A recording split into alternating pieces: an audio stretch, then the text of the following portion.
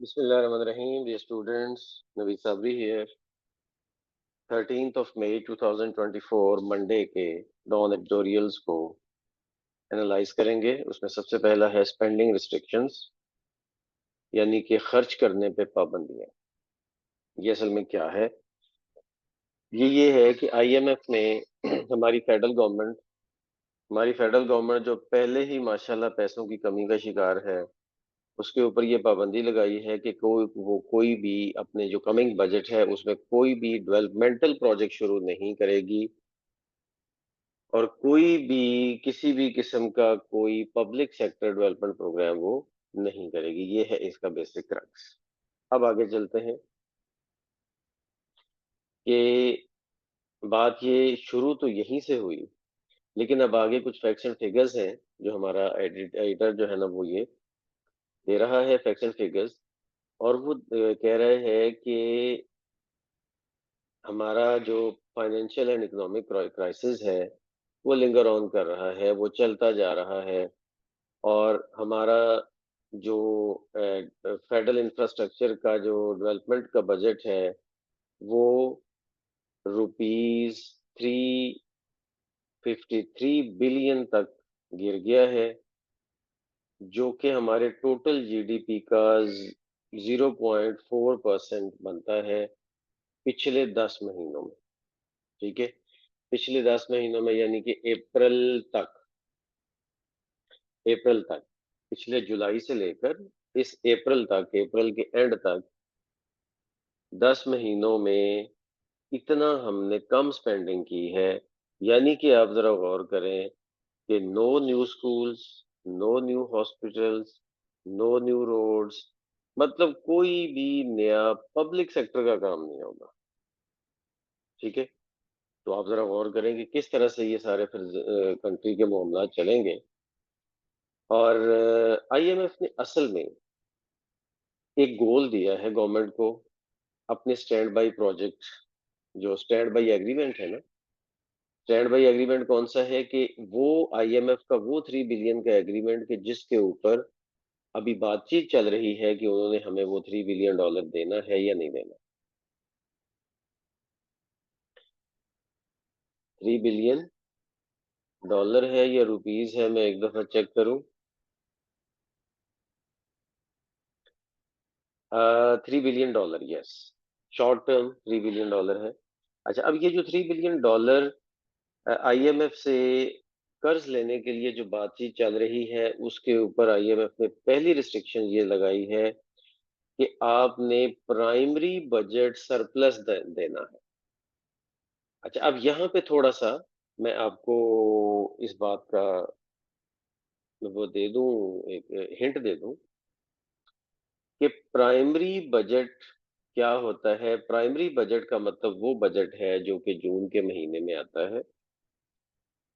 जून के 15 तारीख से पहले पहले ये नॉर्मली बजट पेश हो जाता है, फिर वो अपने पॉइंट वाइज करते करते वो अप्रूव हो जाता है जून में या जुलाई में कहीं, लेकिन जून के अंदर अंदर नॉर्मली वो अप्रूव हो जाता है। और वो होता क्या है, कुछ स्टूडेंट्स ये समझने में थोड़ी प्रॉब्लम फील करते हैं, तो इसलिए मैं उनको लिए बता देता हूँ कि बजट असल में जो कमिंग फाइनेंशियल ईयर होता है, जो जुलाई से स्टार्ट होकर 1 जुलाई से स्टार्ट होकर अगले 30 जून तक जाना होता है, उसके लिए गवर्नमेंट की तरफ से जो प्रपोज्ड कैलकुलेशंस होती हैं कि पैसे कहाँ से आएंगे और कहाँ जाएंगे, मतलब हमारी कितनी इनकम होगी पाकिस्तान की गवर्नमेंट की और कितना उसका एक्सपेंडिचर होगा, इसके बारे में जो गवर्नमेंट की तरफ से कैलकुलेशंस जो असेंबली में पेश की जाती हैं उनको बोला जाता है प्राइमरी बजट।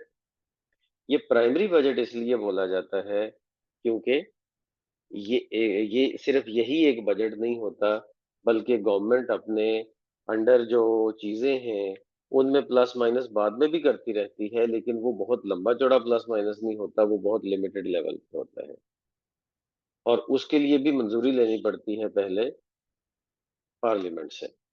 लेकिन बेसिक बजट ये है। अच्छा, अब बजट होता है दो किस्म का, ठीक है, तीन किस्म का भी हो सकता है, लेकिन नॉर्मली दो किस्म का, या सरप्लस बजट होता है या डेफिसिट बजट होता है।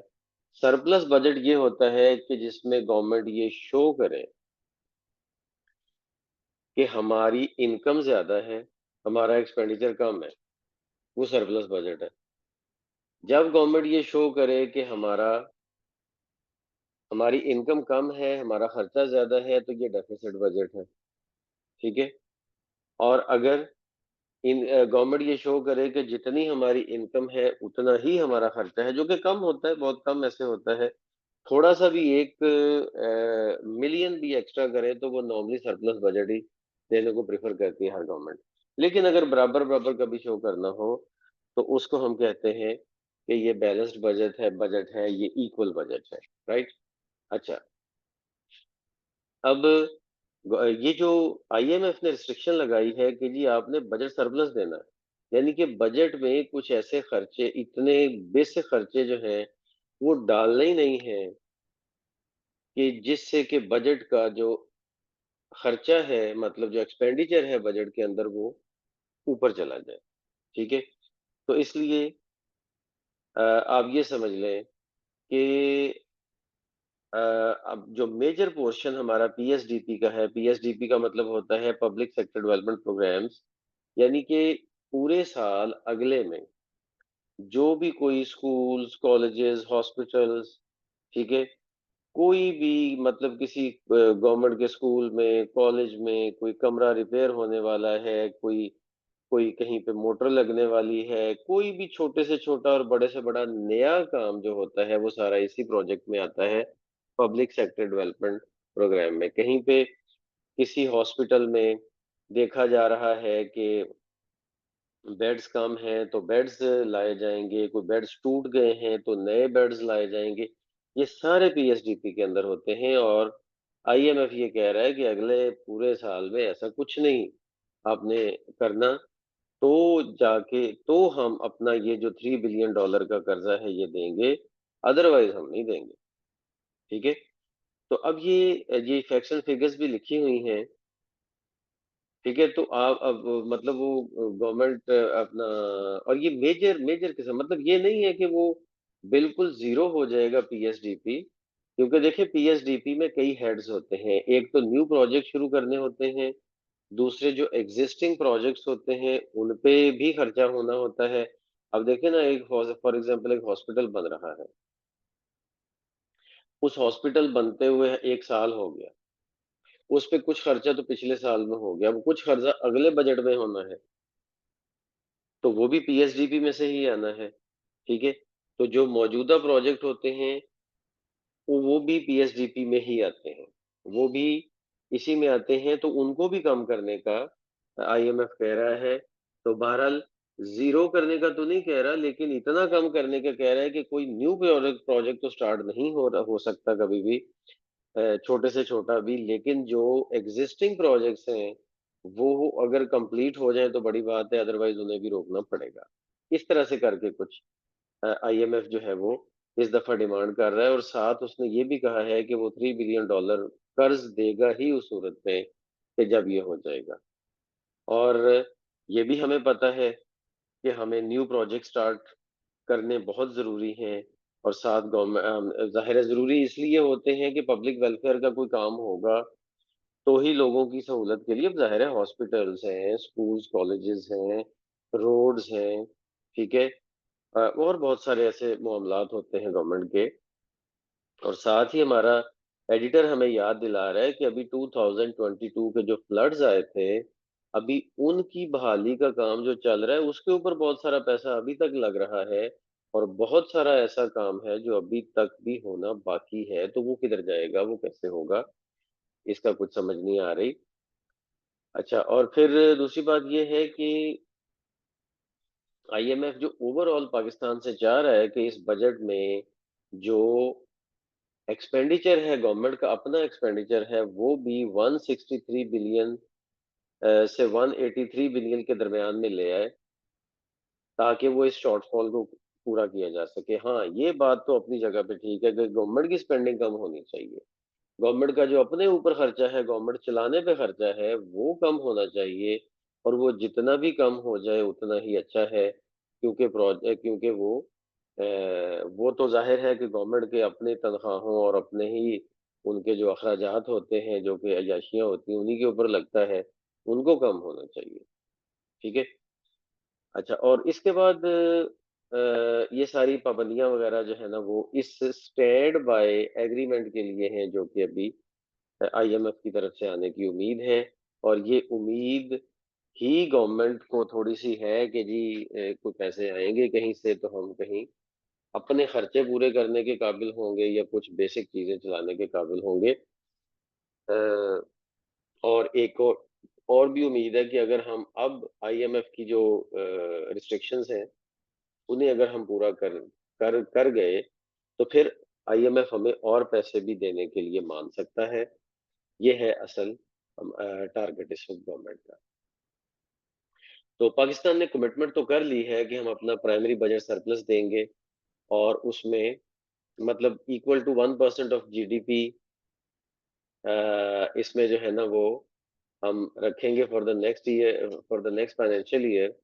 और जो आईएमएफ है वो ऑलरेडी कह चुका है गवर्नमेंट को कि एडिशनल रेवेन्यूज जो हैं वो कि गवर्नमेंट को चाहिए कि वो 1.7 ट्रिलियन रुपीस तक अपने रेवेन्यूज ले जाए। मतलब एडिशनल ले नहीं जाए, एडिशनल 1.7 ट्रिलियन रुपीस अपने बजट में ऐड करें। पहली आईएमएफ तीन बातें कह रहा है ना पाकिस्तान को। ठीक है।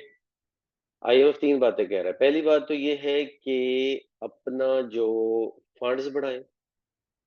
ठीक है। तीन बातें कह रहा है। नंबर वन, कि अपना इनकम बढ़ाएं। अब इनकम बढ़ाने के लिए क्या है, लोगों पे टैक्स लगाना पड़ेगा। ठीक है।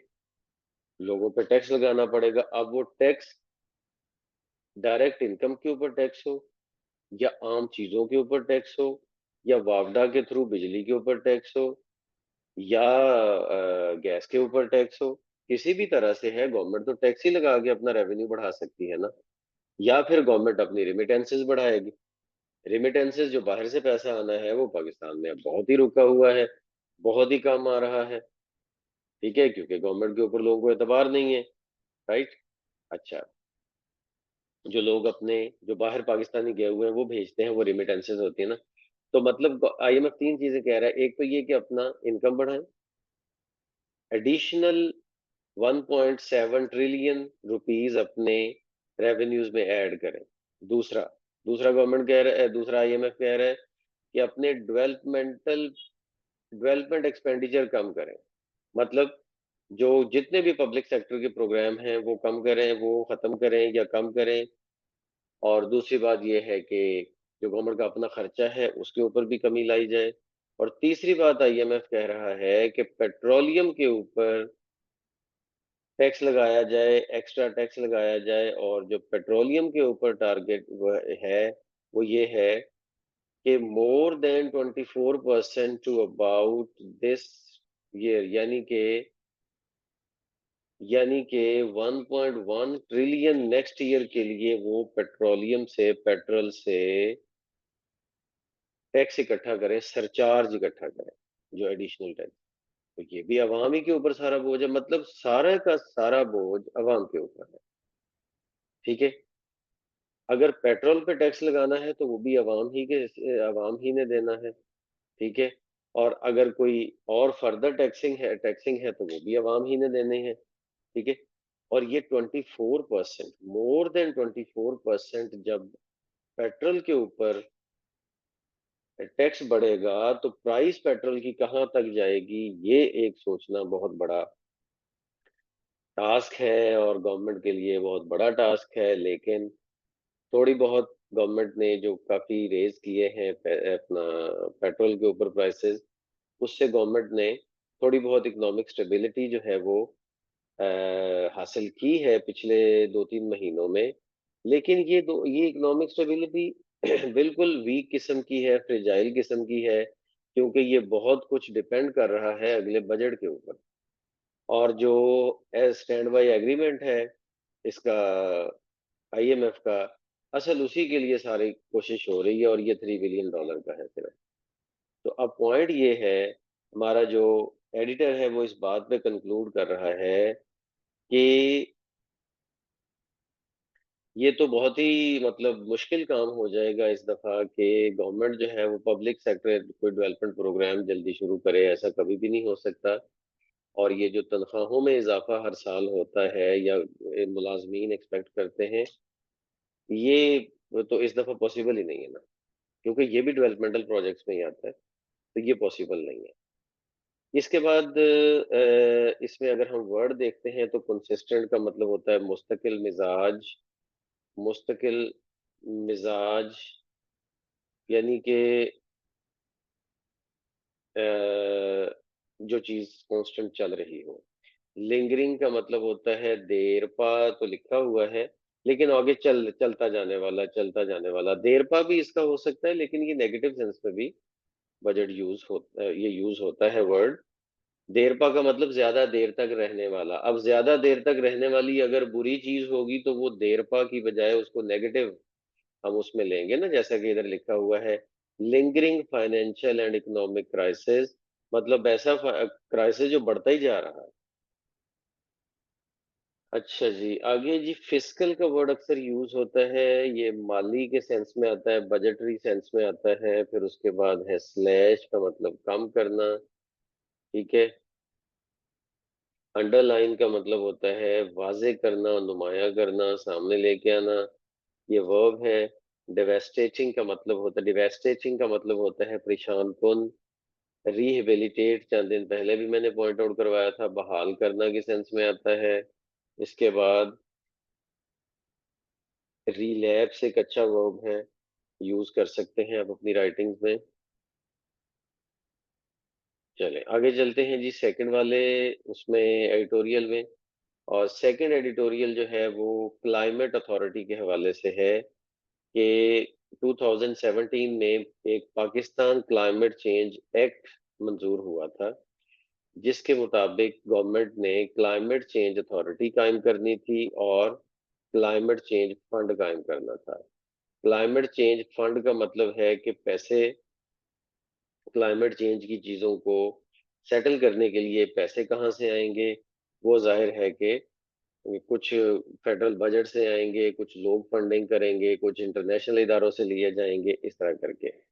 अच्छा, और क्लाइमेट चेंज अथॉरिटी वो है जो कि क्लाइमेट चेंज के इस पूरे सिस्टम को जो है ना वो देखेगी, और क्लाइमेट चेंज से पाकिस्तान में क्या क्या इश्यूज आ रहे हैं उन सारे इश्यूज को टारगेट करेगी, और उनसे उनके जो नेगेटिव असरात है उससे पाकिस्तान को बचाने की कोशिश करेगी। ये क्लाइमेट चेंज अथॉरिटी है।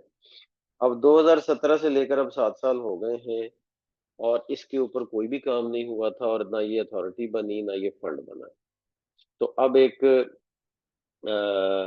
एप्लीकेशन के जवाब में सुप्रीम कोर्ट ने 3 मेंबर बेंच बनाया है, जिन्होंने अपनी एक हियरिंग में ये गवर्नमेंट से कहा है कि 15 दिन के अंदर अंदर,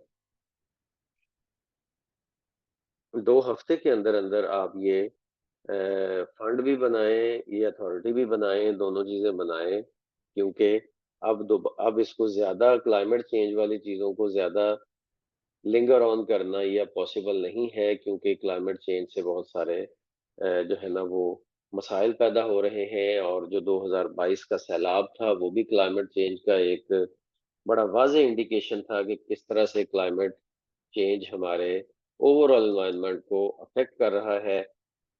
बेमौसमी बारिशें और फसलों का खराब होना, और ये सारी चीजें जो है ना वो जाहिर है कि पाकिस्तान में बहुत बड़ा इशू पैदा कर रही हैं।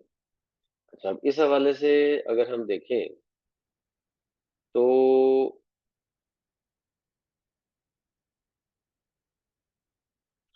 तो देखने वाली बात अब ये है कि हमारा जो ये क्लाइमेट चेंज का सुप्रीम कोर्ट ने जो बात कह दी है, अब इसको एस्टेब्लिश करना तो गवर्नमेंट का काम है। लेकिन एक्सपर्ट कहते हैं कि ये जो दोनों चीजें हैं, अथॉरिटी भी और फंड भी, ये कायम करना कोई आसान काम नहीं है। इसमें इसके अंदर ना बहुत सारी कॉम्प्लेक्सिटीज हैं, बहुत सारे इश्यूज हैं। एक तो ये कि ये जो प्रोविंसेस की डोमेन है काम करने की, उनके अंदर भी ये अथॉरिटी जाएगी। ठीक है। फिर जो मिनिस्ट्री ऑफ क्लाइमेट चेंज बनी हुई है उसके भी काम में ये दखल अंदाजी करेगी। तो फिर इसका काम क्या होगा? ठीक है? तो अगर सूबे अपना तो काम सही तौर पर करते रहें और क्लाइमेट चेंज की मिनिस्ट्री अपना काम सही तौर पर कर रही हो, तो क्या इस क्लाइमेट चेंज जो क्लाइमेट चेंज अथॉरिटी है, या क्लाइमेट चेंज फंड है, क्या इसकी ज़रूरत है? तो इसलिए वो कहते हैं कि मामला इतना सादा नहीं है। सुप्रीम कोर्ट ने कह दिया है, तो इसका मतलब ये नहीं है कि ये काम हो जाएगा। क्यों? क्योंकि इसमें बहुत सारे आगे इश्यूज हैं। बट एक बात जरूर है कि सुप्रीम कोर्ट के कहने से एक मच नीडेड पुश जरूर मिल जाएगा। एक जो जरूरी वाला एक ऐसा पुश है, पुश का मतलब है धक्का देना, कि गवर्नमेंट को सुप्रीम कोर्ट धक्का दे रही है कि ये काम करो, वो जरूर मिल जाएगा। लेकिन इसके ऊपर पैसे भी खर्च होने हैं, इसके ऊपर खर्चा आना है, और फिर सारे मामलात को देखना है, तो गवर्नमेंट इसके ऊपर जरूरी नहीं है कि फौरी फौरी काम करे। अच्छा, इसमें अगर हम देखते हैं तो जो अच्छे वर्ड जो आप यूज कर सकते हैं अपनी राइटिंग में, वो मिटिगेट है, कम करना। पुट ऑफ है, ताखीर करना, मुलतवी करना, किसी चीज को लिंगर ऑन करना। ठीक है, फिर उसके बाद वल्नरेबिलिटी, हसासियत, कमजोरी, ये एक अच्छा वर्ड है जो कि आप यूज कर सकते हैं। फिर रैक का मतलब होता है बायस बनना, लेकिन अक्सर ये रैक हैवक एक इडियम के तौर पर आता है, तबाही का बायस बनना। फिर उसके बाद एलिमिनेट, खत्म करना। ठीक है, मोडेलिटी का मतलब तरीकाकार होता है, जो डिटेल्स वगैरह होती हैं किसी भी काम करने की, मोडेलिटीज होती हैं, उसके इन्स एंड आउट्स हैं, डिटेल्स हैं किसी काम के, वो मोडेलिटी। ठीक है, कॉम्प्लेसेंसी का मतलब होता है, ये कॉम्प्लेसेंट से ही निकला है, तस्कीन, सेटिस्फेक्शन, कॉम्प्लेसेंसी। आगे चलते हैं, जो थर्ड वाला एडिटोरियल है वो है जी वेंडिंग ऑर्गन्स। पाकिस्तान में जो ऑर्गन सेल है उस हवाले से बात की गई है इस एडिटोरियल में। और किडनी ट्रांसप्लांट और किडनी बेचने का, गुर्दे बेचने का पाकिस्तान में ट्रेंड पिछले सालों में बहुत ज्यादा रहा। आहिस्ता आहिस्ता इसमें कमी कुछ आई थी, क्योंकि गवर्नमेंट के इदारे जो हैं वो काफी एक्टिव हो गए थे, और गवर्नमेंट के इदारे ये जो किडनी गुर्दे बेचने वाला जो मकरू धंधा था, उसको जो है ना वो टारगेट कर रहे थे, जिसकी वजह से ये जो किडनी का जो या किसी भी ऑर्गन्स की सेल वाला मामला था, ये काफी हद तक बेहतर हो गया था। लेकिन अब क्या है कि अब दोबारा से फिर Punjab health care commission, FIA और Punjab human organ transplant authority, इन्होंने अपने जो रेड्स किए हैं, और उन रेड्स में उन्होंने 3 मशकूक अफराद को पकड़ा है, जो कि जिन पे इल्ज़ाम है कि वो गैर कानूनी गुर्दों के ट्रांसप्लांट एक हॉस्पिटल में कर रहे थे। और साथ ही जो अदर स्टाफ है वो भी इसमें इन्वॉल्व है, और ओनर जो है वो भाग गया है। तो ये जो किडनी स्कैम है, इसमें हॉस्पिटल के एम्प्लॉयज ने हम बताया है, उन्होंने मान लिया है कि वो 10 उन्होंने गैर कानूनी ट्रांसप्लांट जो है वो उस फैसिलिटी पे किए हैं। मार्च में भी ये क्रिमिनल गैंग जो है वो पकड़ा गया था, कि जो लोगों को गरीब मजदूरों को इस्लामाबाद लेके जाता था और वहां पे उनके किडनीज रिमूव कर लेता था। ठीक है, फिर उसके बाद और भी 6 जो है ना लोग पकड़े गए हैं एक और ऑपरेशन में। तो मतलब ये है कि ये 3 डिफरेंट ऐसे वाकयात हुए हैं पिछले दिनों में, कि जिसमें कुछ अरेस्ट हुई हैं, स्पेशली किडनी ट्रांसप्लांट के हवाले से, कि लोगों ने अपने गुर्दे बेचे हैं किसी को, तो जो कि गैर कानूनी है पाकिस्तान में, और बहुत सारे कंट्रीज में गैर कानूनी है। लेकिन हमारे यहाँ ये फिर भी ये काम हो रहा है, और हमारा एडिटर ये कहता है कि पाकिस्तान, एक टाइम था कि जब पाकिस्तान ऑर्गन सेल का एक एपिसेंटर बन गया था पूरी दुनिया में। स्पेशली वो अमीर लोग के जिन्होंने अपने कोई गुर्दे वगैरह जो है ना वो चेंज करवाने होते थे, वो पाकिस्तान का टूर करते थे, और पाकिस्तान के टूर में अपना ये किसी भी प्राइवेट हॉस्पिटल से वो अपने सेटलमेंट करके, तो प्राइवेट हॉस्पिटल वाले उनको वो गुर्दा प्रोवाइड करते थे, और वो अपना गुर्दा जो है ना वो नया लगवा के चले जाते थे। ठीक है? तो इस तरह से पाकिस्तान एक मार्केट बन गया था, ग्लोबल मार्केट बन गया था ट्रांसप्लांट की, और जो हमारे लिए बहुत शर्म का मुकाम है। और हमारा क्रिमिनल जस्टिस सिस्टम, हमारा ओवरऑल एग्जीक्यूटिव का सिस्टम बिल्कुल इसमें बेबस नज़र आता था, ठीक है? और अब भी यही सूरत-ए-हाल काफ़ी हद तक नज़र आ रही है। लेकिन 2010 से जो लेजिस्लेशन हुई है तब से लेकर अब तक कुछ ना कुछ उसमें फ़र्क तो पड़ा है, लेकिन फिर भी लोग ये काम छुप-छुपा के कर रहे हैं, जो कि इल्लीगल है, जो कि नहीं होना चाहिए, और हमारे लिए शर्म का मुकाम है कि हम ऑर्गन सेल का एक ग्लोबल मार्केट बनते जा रहे हैं। और ये अब रोकने की ज़रूरत है। इसमें पॉलिटिकल पार्टीज़ को, एनजीओज़ को, हेल्थ अथॉरिटीज़ को और पुलिस को, चारों को अपना काम करना चाहिए कि वो जिसका काम अवेयरनेस क्रिएट करना है, वो अवेयरनेस क्रिएट करें, जिसका काम एक्शन लेना है, वो एक्शन लें। लेकिन बहुत ज़रूरी है कि अनएथिकल डॉक्टर्स, ट्रैफ़िकर्स और ब्रोकर्स, गुर्दे बेचने वाले, गुर्दे खरीदने वाले, और वो जो डॉक्टर्स हैं, जो ये ऑपरेशंस करते हैं, उन सब के उन सबको कानून के कटहरे में लाना चाहिए, उन सब के ऊपर केसेस बनने चाहिए, और उन सबको जो भी सज़ा है वो मिलनी चाहिए। स्पेशली वो जो कि गुर्दे खरीदते हैं, या फिर वो जो दरमियान में ब्रोकर करते हैं। मतलब जिसके गुर्दे निकाले जा रहे हैं, वो तो बेचारा मजबूरी में कहीं भूख मरता बेचारा अपना गुर्दा बेच रहा होगा ना। तो वो मुजरिम नहीं है, उसको मुजरिम नहीं समझा जाएगा। मुजरिम वो हैं जो डॉक्टर्स हैं, ये जो ट्रैफिकर्स हैं, जो डीलिंग्स करते हैं, और ये जो ब्रोकर्स हैं, जो लोगों को लेके आते हैं और वो डीलिंग करवाते हैं। तो इस तरह करके ये जो चीज़ है इसका खत्म होना चाहिए। और हाँ, जो कोई बंदा फ़ौत हो गया है और उसने अगर कहीं लिख के दे दिया है कि मेरे ऑर्गन्स जो हैं वो किसी दूसरे को डोनेट कर दिए जाएँ, तो इसमें तो कोई हर्ज नहीं है। ये तो कोई मसला नहीं है, ये तो लॉफ़ुल है। लेकिन एक ज़िंदा इंसान के जो है ना वो ऑर्गन्स को खरीद के तो आप उसको मरने की तरफ भेज रहे हैं। तो ये है असल इल्लीगल एक्टिविटी। अच्छा, इसमें अगर हम देखें तो कुछ अच्छे वर्ड्स जो हैं, हार्वेस्ट काटना होता है, फसल काटना भी है, लेकिन कोई भी चीज़ जो कल्टीवेट करना, जिसका आगे रिज़ल्ट निकलेगा, उसको हार्वेस्ट कहा जा सकता है। तो ये हार्वेस्ट का वर्ड यूज़ किया जाता है। स्पेकुलेट का मतलब होता है क्या सराई करना, सोचना। यस, ये स्पेकुलेट डबल आ गया, लेकिन बहरहाल आप इसको सिंगल ही समझें। एपिसेंटर एक अच्छा वर्ड है, मरकज़, जहाँ पे सारी चीज़ें होती हैं। तो एपिसेंटर को ज़रूर आप यूज़ कर सकते हैं। एक दौर था कि जब आर्टिकल्स में टर्म यूज़ होती थी, Pakistan has become the epicentre of terrorism, ठीक है? अच्छा, फिर उसके बाद रिलैप्स, पीछे हटना, ये अभी हमने पिछले आर्टिकल में भी देखा है, उसको छोड़ दें। विजिलेंस का मतलब होता है होशियारी, एक्टिवनेस। प्रोसिक्यूट का मतलब होता है मुकदमा करना, ठीक है? और एक्सटर्मिनेट का मतलब होता है बिल्कुल खत्म करना, कत्ल कर देना, बिल्कुल खत्म कर देना। और एडिफिस का मतलब होता है कोई भी इमारत, तंजीम, कोई भी बॉडी जो ये काम, कोई भी काम करने वाली बॉडी। इसके साथ ही आज के लिए अल्लाह हाफ़िज़, मिलते हैं नेक्स्ट लेक्चर में।